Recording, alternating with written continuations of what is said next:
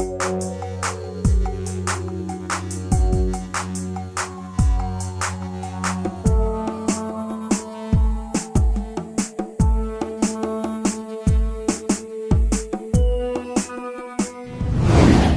দুর্ভাগ্যের বিষয় সেটা হলো ত্রিপুরা রাজ্যের রাজধানীর একটা অন্যতম college, women college, এমবিবি college, BBMC, তিনটা কলেজের মধ্যে ট্রাইবাল ওয়েলফেয়ারে যে স্কলারশিপ নিয়ে একটা বিভ্রান্তি সৃষ্টি হয়েছে।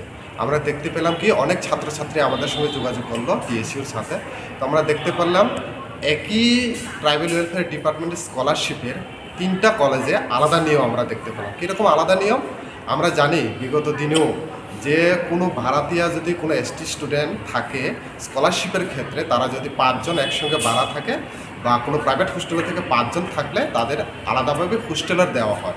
কিন্তু দুর্ভাগ্যের বিষয় সেটা এমবিবি কলেজ বিবিএমসিতে অ্যাকসেপ্ট করলেও আমাদের অন্যতম ত্রিপুরা রাজ্যের স্বনামধন্য কলেজ উমেন কলেজে সেটা অ্যাকসেপ্ট করছে না। তো কেন করছে না সে বিষয়ে আজকে আমরা এখানে জানার জন্য আসলাম।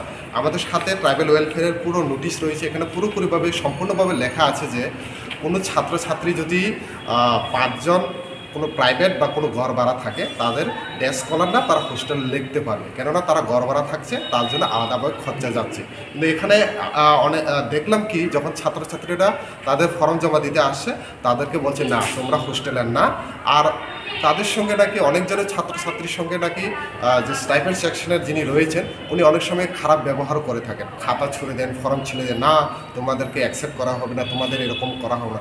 সেটা দুর্ভাগ্যের বিষয় যে এমন একটা মহাবিদ্যালয়ের উমেন কলেজের মতো কলেজে এরকম ঘটনাগুলি হচ্ছে। তো মূলত আমরা এই বিষয় নিয়ে এখানে আসা।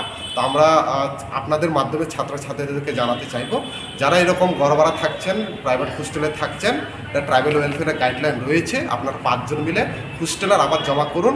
যদি জমা করে যদি না হয় পরবর্তী সময়ে এটার বিরুদ্ধে আমরা জোরদারভাবে আন্দোলন করবো এবং ট্রাইবাল ওয়েলফেয়ারের কাছেও আমরা যাব।